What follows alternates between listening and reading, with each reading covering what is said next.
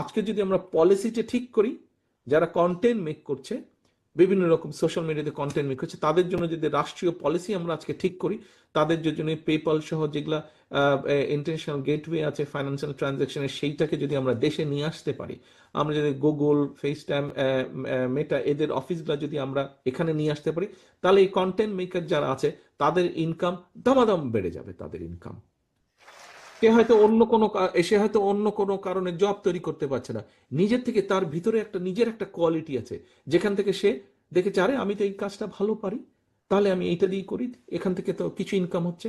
আমাদের লক্ষ্য হচ্ছে এখন তার জন্য পলিসিটা তৈরি করা যাতে তার ইনকাম বৃদ্ধি পায়। তারপরে যখন পাঁচজন বন্ধু হয়তো কন্টেন্ট মেক করছে, এই পাঁচজন বন্ধু একসাথে যখন হবে, একসাথে কন্টেন্ট মেক করবে যখন এই পাঁচজন বন্ধু, তখন তারা একটা ছোট্ট প্রতিষ্ঠান তৈরি করতে পারবে। প্রতিষ্ঠান তৈরি করে যখন তারা একটা কোম্পানি ফর্ম করে যখন কন্টেন্ট মেক করবে, সেটা যখন থ্রো করবে, তাদের ইনকাম অটোমেটিক অনেক বেশি বৃদ্ধি হবে। আমাদেরকে এই জিনিসগুলোতে চিন্তা করতে হবে, আমাদেরকে এই জিনিসগুলোতে দেখতে হবে। এরকম বহু উপায় আছে, যেই উপায়গুলো আমরা বের করার চেষ্টা করছি। আবারও সকলের প্রতি, সকল রাজনৈতিক দলের প্রতি সম্মান রেখে বলতে চাই, বিএনপি ছাড়া আজকে এই মুহূর্তে এই যে 8 ঘন্টা ধরে তোমরা আলোচনা করেছো তোমাদের সামনে, এখানে এখানে বিশেষ করে যদি আমরা এটাও ধরি, এই যে জব ক্রিয়েশন, একদিকে সবুজ এবং একদিকে নীল আছে, এই লিফলেটটাও তোমরা যদি ধরো, প্রত্যেকটা যে পাতার মতন আছে, প্রত্যেকটা পাতার মধ্যে যদি তোমরা যাও, পাতা মানে এই যে গাছের পাতার মতন, তাহলে তোমরা দেখতে পারবে অনেকগুলো সাবজেক্ট লেখা আছে যে কোথায় কোথায় স্কোপ তৈরি করা আছে। আমরা যে বলছি কোটি মানুষের কাছাকাছি আমরা জব তৈরি করব, কিভাবে তৈরি করব, কেন শুধু তো মুখের কথা বলছি না, আমরা আমরা জায়গাগুলো, স্পেসগুলো, প্রবাবল স্পেসগুলো আমরা তৈরি করেছি, প্রবাবল জায়গাগুলো, সেক্টরগুলোকে আমরা আইডেন্টিফাই করেছি, প্রবাবল জায়গাগুলোকে আমরা বের করেছি। ইয়েস, এখানে এখানে আমি আমার ছেলে মেয়েদের চাকরির ব্যবস্থা করতে পারবো, এখানে এখানে আমি তাদের কর্মসংস্থানের ব্যবস্থা করতে পারবো। এবং সেজন্যই আমরা যাচ্ছি, আমরা খেলোয়াড় তৈরি করতে চাই, প্রফেশনাল খেলোয়াড় তৈরি করতে চাই, আমরা টিচারদের ল্যাঙ্গুয়েজ টিচার তৈরি করতে চাই, আমরা ল্যাঙ্গুয়েজ শিখাতে চাই বাচ্চাদেরকে, ছেলে মেয়েদেরকে ল্যাঙ্গুয়েজ শিখাতে চাই।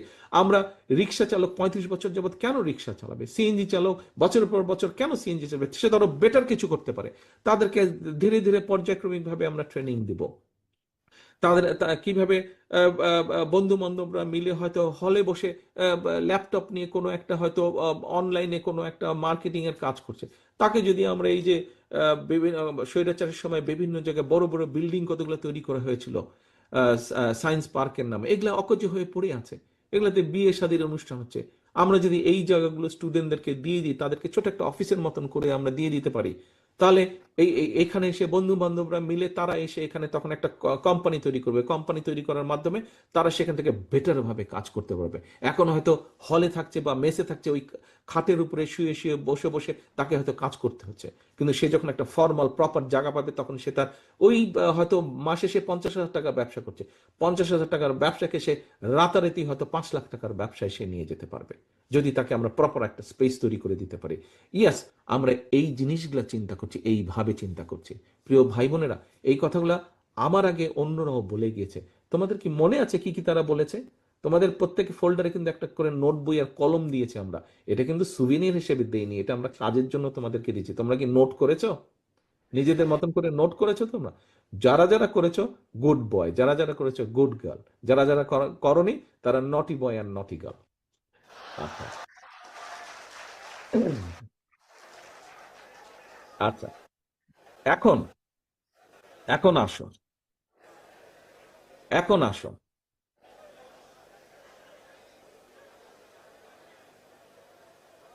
এখন আসো। প্রথমে বসতে হবে, বসতে হবে, সবাইকে বসতে হবে। ধৈর্যচ্যুতি ঘটলে ধরবে চলবে না, বসতে হবে। এখন প্রিয় সহকর্মীরা, ছাত্রদলের প্রিয় ভাই বোনেরা, পত্রিকার পাতা খুললে আমরা দেখেছি, এই রিসেন্টও যদি আমরা দেখি, আমরা দেখছি এর মধ্যে বহু ষড়যন্ত্র চলছে, জিনিসটা যাতে সত্যটা প্রকাশ না পায়, বিভিন্ন জনের বিভিন্ন ষড়যন্ত্র চলছে। কিন্তু পেটের ক্ষুধা কিন্তু বাস্তব কথা বলে, খালি পকেট বাস্তব কথা বলে। আমরা যদি পত্রিকার পাতা খুলি, খবরের কাগজ দেখি, আমরা তাহলে দেখতে পাই বিভিন্ন শ্রেণী পেশার মানুষের বিভিন্ন সমস্যা। মিল ফ্যাক্টরি বন্ধ হয়ে যাচ্ছে, দেশি হোক বিদেশি হোক, বিনিয়োগকারীরা বলছে আমরা বিনিয়োগ করব না, করতে চাই না। হাসপাতালগুলোতে সে ঠিকভাবে চিকিৎসার সুবিধা নেই। স্কুল কলেজগুলোতে অনেক জায়গাতেই সঠিকভাবে শিক্ষা কার্যক্রম পরিচালিত হচ্ছে না। রাস্তায় বের হলে ছিনতাই বলো যাই বলে এগুলো তো আছেই, কিন্তু অ্যাক্সিডেন্টের হাত থেকে সুস্থ শরীরে ফিরে আসা যাবে কিনা সেটারও কিন্তু গ্যারান্টি নেই। খুব সম্ভব গত বছরও বাংলাদেশে 7,000-এরও বেশি মানুষ সড়ক দুর্ঘটনাতেই মারা গিয়েছে, রোড অ্যাক্সিডেন্টে মারা গিয়েছে। যে মানুষটা মারা গিয়েছে এই 7-8 হাজার মানুষের মধ্যে যারা ওই ওই ফ্যামিলির মেইন ইনকাম করত, এই মুহূর্তে ওই ফ্যামিলির কি অবস্থা আমরা কি কেউ জানি? আমরা কার পরের দিন খবর নিয়েছি, কিছু দেখেছি? ওই পত্রিকা পাতায় পড়লাম অমুক জায়গায় রোড অ্যাক্সিডেন্ট হয়েছে, এতজন মারা গিয়েছে, বাস, দেন দি ম্যাটার ইজ ক্লোজ। কি হলো না হলো কিছুই জানলাম না, বুঝলাম না। ওই ফ্যামিলিগুলোর কি হলো? আমাদের কি একবারও মনে হয় না এটা একটা অস্বাভাবিক ব্যাপার? এত রোড অ্যাক্সিডেন্ট কেন হবে বাংলাদেশে? এটা একটা অস্বাভাবিক ব্যাপার। স্বাস্থ্য সুবিধা ঠিক মতন মিনিমাম বেসিক সুবিধাটাও কেন পাবো না? এটা একটা অস্বাভাবিক ব্যাপার। এত মিল ফ্যাক্টরি ধাপাধাপ কেন বন্ধ হয়ে যাচ্ছে? এটা একটা অস্বাভাবিক ব্যাপার। এইভাবে শেয়ার মার্কেট কেন ক্র্যাশ ডাউন করছে? এটা একটা অস্বাভাবিক ব্যাপার যে ব্যাংকের পর ব্যাংক ক্লোজ ডাউন করছে, শাট ডাউন করছে, কলাপস করছে। এই অস্বাভাবিক ব্যাপার তো এইভাবে চলতে পারে না। এই অস্বাভাবিক ব্যাপার চলতে পারে না, এবং এই অস্বাভাবিক চলতে দেওয়া যেতে পারে না। এই অস্বাভাবিক ব্যাপার যদি পরিবর্তন করে স্বাভাবিক ব্যাপারকে, স্বাভাবিকভাবে দেশকে নিয়ে আসতে হয়, প্রিয় ভাই বোনেরা, গণতন্ত্রের কোনো বিকল্প নেই, নেই এবং নেই। কেন নেই এই কথাটি বলি। বিগত যে স্বৈরাচারের বিরুদ্ধে আমরা আন্দোলন করেছি, কেন আন্দোলন করেছি? কারণ সেখানে কোনো জবাবদিহিতা ছিল না। মানুষ বেঁচে আছে কি মরে যাচ্ছে তার কোনো জবাবদিহিতা ছিল না। কেন বেঁচে মরে যাচ্ছে মানুষ, এর জবাবদিহিতা ছিল না। একমাত্র গণতন্ত্র সমাজে, দেশে এবং রাষ্ট্রে জবাবদিহিতা নিশ্চিত করতে পারে। জবাবদিহিতা নিশ্চিত করতে পারে। মানুষের কাছে, সাধারণ মানুষের কাছে জবাবদিহি করতে বাধ্য থাকে একমাত্র নির্বাচিত একটি গণতান্ত্রিক সরকার। এবং রাষ্ট্রের, দেশ, মানুষ, রাষ্ট্রের যদি ভালো হয়, সেটি তিল তিল করেও যদি ভালো হয়, করতে পারে একমাত্র গণতান্ত্রিক ব্যবস্থা, গণতান্ত্রিক নির্বাচিত সরকার করতে পারে সেটা। এবং বহু ষড়যন্ত্র চলছে বর্তমানে, কিভাবে গণতান্ত্রিক ব্যবস্থাকে ব্যাহত করা যায়। বাংলাদেশের মানুষ 2024 সালের 5ই আগস্ট, দেশের মানুষ, মাস্টার মাইন্ড, এই আন্দোলনের মাস্টার মাইন্ড হচ্ছে দেশের মানুষ। একজন গৃহবধূ 5 তারিখের যে আন্দোলন, যে পতন স্বৈরাচারের, সেটির মাস্টার মাইন্ড হচ্ছে এই দেশের গৃহবধূ। সেটির মাস্টার মাইন্ড হচ্ছে এই দেশের মুদির দোকানদার, ক্ষুদ্র মুদির দোকানদার। সেটির মাস্টার মাইন্ড হচ্ছে এই দেশের রিক্সা চালক, ভ্যান চালক, সিএনজি চালক, বাসের হেল্পার, ছাত্র, জনতা, মাদ্রাসার ছাত্র, ইউনিভার্সিটি, প্রাইভেট ইউনিভার্সিটি সহ স্কুল কলেজের ছাত্র। সেটির মাস্টার মাইন্ড এমনকি ছোট ছোট শিশু, 63 জন শিশু মারা গিয়েছে সেই আন্দোলনে। কেন? এই দেশে একটি জবাবদিহিতার সরকার তৈরি হতে হবে। জবাবদিহিতা থাকলেই ধীরে ধীরে শুভ পরিবর্তন ঘটা শুরু হবে। অনেক ডিবেট থাকবে। দেখো, একটি কথা বোধহয় আমাদের আজকে বিবেচনা করা উচিত, যেটি আমরা দেখেছি গত 16 বছর ধরে। আমি ভালো আর সব খারাপ, এরকম একটি বিষয় আমরা দেখেছি গত 16 বছর ধরে। একজন ভালো আর বাকি সবাই খারাপ।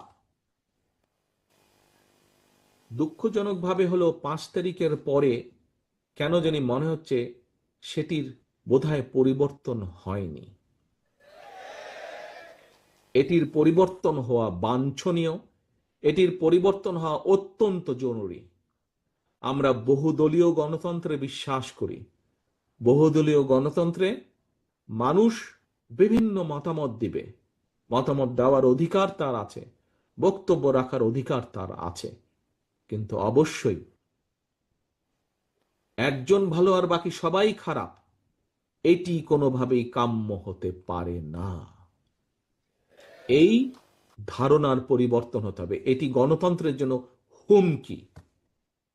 একজন বিশেষ কেউ ভালো, বাকি সবাই খারাপ, এটি গণতন্ত্রের জন্য অত্যন্ত অত্যন্ত ডেঞ্জারাস একটা ব্যাপার। এটির পরিবর্তন হতে হবে। এক, এবং বহু আলোচনা হচ্ছে, বহু ডিবেট হচ্ছে। একটু আগেও আমি তোমাদেরকে বলেছি, এই মুহূর্তে হ্যাঁ ভেগ টার্মে অনেক আছে।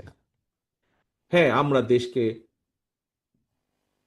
সৎ মানুষের শাসন দিব, আমরা দেশে ন্যায় বিচার উপস্থাপন করব, আমরা দেশে এই করব, এইসব ভেগ টার্মে অনেকের অনেক বক্তব্য আছে, অনেক রাজনৈতিক দলের। বাট আজ সারাদিন তোমরা একদম স্পেসিফিক, প্রিসাইসলি মানুষকে টাচ করে, মানুষের জীবনকে স্পর্শ করে, মানুষের জীবনকে গড়ে তোলে, এইরকম প্রিসাইস আলোচনা আর কোন রাজনৈতিক দল করেছে? তারা তাদের রাজনৈতিক বিষয়ে আলোচনা করেছে, তারা তাদের সংগঠনের বিষয়ে আলোচনা, হ্যাঁ আমরাও করেছি, আমাদের সাংগঠনিক কর্মসূচি নিয়ে আমরা আলোচনা করেছি ঘন্টার পর ঘন্টা। কিন্তু দেশ নিয়ে, দেশের শিক্ষা, দেশের কৃষি, দেশের নারী সমাজ, দেশের কৃষক, এইরকম সবগুলো স্বাস্থ্য ব্যবস্থা, শিক্ষা ব্যবস্থা, এরকম সবগুলো বিষয় নিয়ে চুলচেরা আলোচনা কোন দল করেছে তোমরা ছাড়া? দেখাও, বলো কারা করেছে?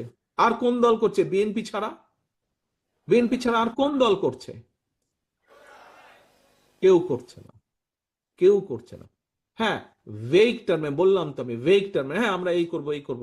করবা কি ভাবে ভাই? কিভাবে করবা? আমরা তো জাতির সামনে উপস্থাপন করছি যে আমরা এই করব, এইভাবে আমরা ফ্যামিলি কার্ড করব, এইভাবে আমরা স্বাস্থ্য কেয়ারার নিযুক্ত করব, স্বাস্থ্য কেয়ারার নিযুক্ত করার মাধ্যমে আমরা মানুষ যাতে অসুস্থ কম হয়, মানুষ যদি একটা পরিবার যদি অসুস্থ কম হয়, তাহলে তো তার হাসপাতালে যাওয়া কমে যাবে। একটা উপজেলায় যদি 100টা পরিবার থাকে, 100টা পরিবারের মধ্যে 70টা 80টা পরিবার যদি সুস্থ থাকে, তাহলে 20টা পরিবারকে ওই উপজেলা স্বাস্থ্য কমপ্লেক্স স্বাস্থ্য সেবা দিতে পারবে। কিন্তু ওই 100টা পরিবারের মধ্যে যদি 80টা পরিবারই অসুস্থ হয়, স্বাস্থ্য কমপ্লেক্সে তো বেডের সংখ্যা হচ্ছে, উপজেলা স্বাস্থ্য কমপ্লেক্সে বেডের সংখ্যা হচ্ছে 51। বাই দ্য ওয়ে, তোমাদের একটা ইনফরমেশন দিই, এই যে উপজেলা যে স্বাস্থ্য কমপ্লেক্স, 51 সদস্যের যে উপজেলা স্বাস্থ্য কমপ্লেক্স বা স্বাস্থ্য হাসপাতাল, এটা তো জানো তোমরা, তাই না? এটা তো জানো নাকি? 51 বেডের যে 51 বেডের 31 বেড কিন্তু করেছিলেন শহীদ রাষ্ট্রপতি জিয়াউর রহমান, পরবর্তী 20 বেড করেছেন দেশনেত্রী খালেদা জিয়া। এটা তোমাদের জানা উচিত। এর আগে পিছে এর আগে পিছে কিন্তু আর কিছু হয় নাই। সাধারণ গ্রামের মানুষ যখন অসুস্থ হয়, কিছু হয়, ওই উপজেলা স্বাস্থ্য কমপ্লেক্সে গিয়েই তার স্বাস্থ্য সেবা নেয়। এটাও তোমাদের করে যাওয়া, তোমার দলের করে যাওয়া। তো এখন প্রিয় ভাই বোনেরা, দেশের অর্থনৈতিক ব্যবস্থা অলমোস্ট ধ্বংস, শিক্ষা স্বাস্থ্য যাই বলো না ধ্বংস। আমরা সেজন্যই নাম দিয়েছি আজকের অনুষ্ঠানে দেশ গড়ার পরিকল্পনা। এই পরিকল্পনা যদি বাস্তবায়ন করতে হয়, আন্দোলন সফল করার জন্য যেরকম জনগণের সহযোগিতা লেগেছিল, জনগণের অংশগ্রহণ পার্টিসিপেশন লেগেছিল, এই দেশ গড়ার পরিকল্পনা সফল করতে হলে, দেশ গড়ার পরিকল্পনার কাজ বাস্তবায়ন করতে হলে, পরিকল্পনা থেকে বাস্তবায়ন করতে হলে, কাজ শুরু করতে হলে জনগণের পার্টিসিপেশন ছাড়া আমরা পারবো না। এটা বোঝো তোমরা?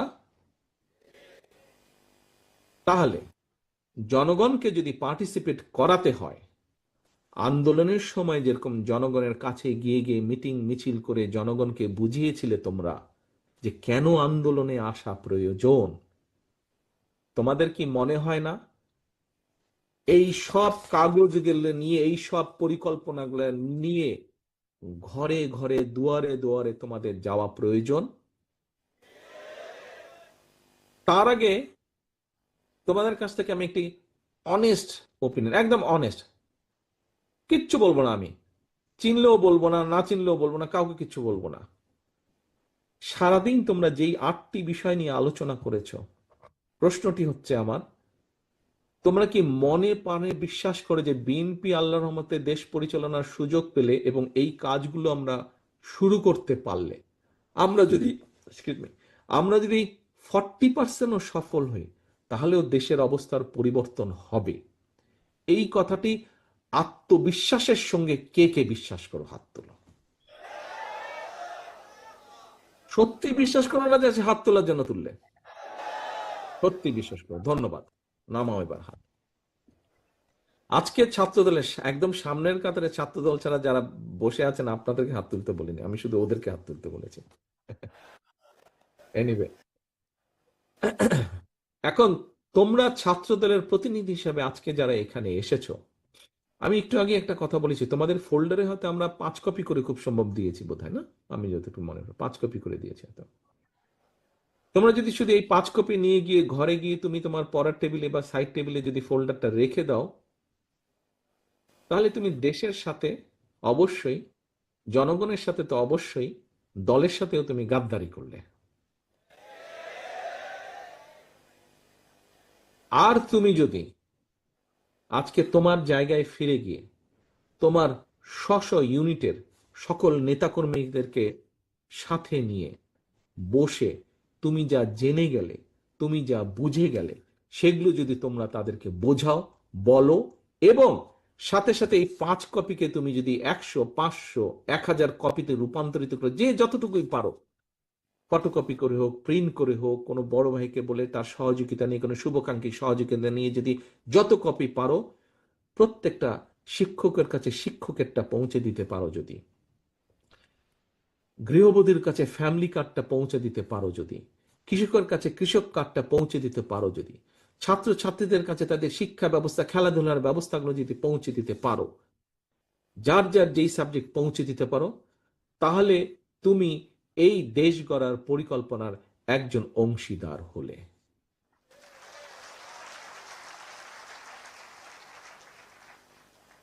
আজকে আমি আগেই বলেছি কেন তোমাদেরকে দিয়ে এই অনুষ্ঠানটি শুরু করতে চেয়েছি, কারণ তুমি তোমার থেকে এভারেজে যে 5 বছর এবং 10 বছরের ছোট, তোমরাই হচ্ছে বাংলাদেশের ইমিডিয়েট ভবিষ্যৎ। তোমরা যদি আজকে এগিয়ে আসো, তোমরা যদি আজকে ঐক্যবদ্ধ হও, তাহলে এই দেশের সামনে একটি ভবিষ্যৎ আছে। তা না হলে একটি ভয়াবহ কিছু হয়তো অপেক্ষা করছে। আমরা যদি আজকে ঐক্যবদ্ধ হই, আমরা যদি যে যার অবস্থান থেকে, তোমরা যেহেতু হাত তুলে বলেছো, এবং আমি সত্যিকার ধরে নিচ্ছি, বিশ্বাসের সাথে আমি ধরে নিচ্ছি যে তোমরা মনে প্রাণে বিশ্বাস করো যে এইগুলোর 40%ও যদি আমরা করতে পারি, দেশের অবস্থার পরিবর্তন হবে, মানুষের অবস্থার পরিবর্তন হবে। তোমরা যে হাত তুলে বললে ইয়াস, আমি তোমাদের এই ইয়াসটাকে ধরে নিচ্ছি যে মন থেকে তোমরা ইয়াস বলেছো, শুধু হাত তোলার জন্য ইয়াস বলনি তোমরা। কাজে আজকে আমাদের বসে থাকার সময় নেই। একটা কথা, I'll be frankly blunt with you, bluntly তোমার সাথে তুলে ধরবো, ফ্র্যাঙ্কলি তোমাদের সামনে বলবো, হ্যাঁ, আমাদের বিভিন্ন, তোমাদের এলাকায় বিভিন্ন আমাদের প্রার্থী ঘোষণা করা হয়েছে। হয়তো এমনও হতে পারে তোমার এলাকায় যেই প্রার্থী ঘোষণা করা হয়েছে দলের পক্ষ থেকে, একটা তো সিদ্ধান্ত নিতেই হবে আমাদেরকে, আমরা একটা সিদ্ধান্ত নিয়েছি, কম বেশি যেটা মনে হয়েছে ভালো হবে আমরা সেটাই নিয়েছি। হয়তো তুমি একজনকে পছন্দ করতে, তুমি হয়তো আহ, আহ, সে হয়তো পায়নি, যে পেয়েছে তার সাথে হয়তো তোমার সম্পর্ক আছে, হয়তো অতটা না, একটু কম সম্পর্ক। ভাইরে, তুমি তো প্রার্থীর জন্য কাজ করছো না, তুমি তো তোমার ধানের শীষের জন্য কাজ করছো, তুমি তো তোমার দলের জন্য করছো।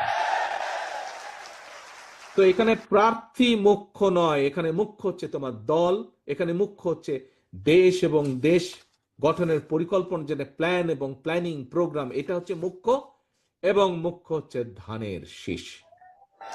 ধানের শীষকে মানুষ ধানের শীষের পক্ষে রায় দিলে এই প্রত্যেকটা 8টার প্রত্যেকটা প্ল্যান আমরা বাস্তবায়ন করতে পারবো ইনশাল্লাহ, এবং করবো ইনশাল্লাহ। প্রিয় ভাই বোনেরা, ছাত্র দলের প্রিয় ভাই বোনেরা, আজকে তোমাদের হাতে, এবং তোমরা যত বেশি, তোমরা তোমাদের 5 বছর এবং তোমাদের 10 বছর পরের যে জেনারেশন আছে তাদেরকে যত বেশি তোমরা তোমাদের সাথে সম্পৃক্ত করতে পারবে, যত বেশি তোমরা এই সব কাজের ভিতরে তাদেরকে সম্পৃক্ত করতে পারবে, আমরা তত দৃঢ়ভাবে দেশ গঠনের যে পরিকল্পনা, এই পরিকল্পনা বাস্তবায়নের সুযোগ আমরা পাব। চলো আজকে তাহলে সেটাই হোক আমাদের প্রতিজ্ঞা। দেশ গড়ার যে পরিকল্পনা অনুষ্ঠান, দেশ গড়ার পরিকল্পনা যে পরিকল্পনাগুলো, এগুলো আমরা পরিকল্পনা রাখবো না, এগুলো আমরা যে কোনো মূল্যে ইনশাল্লাহ বাস্তবায়ন করব, জনগণের সম্পৃক্ত করার মাধ্যমে, জনগণকে সম্পৃক্ত করার মাধ্যমে। আজকে সারাদিনের যে আমাদের ক্লাস, যা সেমিনার, যেভাবেই আমরা যেটা বলি না কেন, আমাদের আজকের প্রতিজ্ঞা, আজকের কর্মপন্থা, আজকের পরিকল্পনা হচ্ছে এই পরিকল্পনাগুলোর সাথে আমরা বাংলাদেশের জনগণকে সম্পৃক্ত করব। এটাই হচ্ছে আমাদের নেক্সট 2 মাসের কাজ, এর বাইরে আর কোনো কাজ নেই। এই পরিকল্পনাগুলোর সাথে আমরা স্ব এলাকার মানুষকে সম্পৃক্ত করব, সমর্থন নিব, তাদের আমরা সমর্থন জোগাড় করব। রাইট?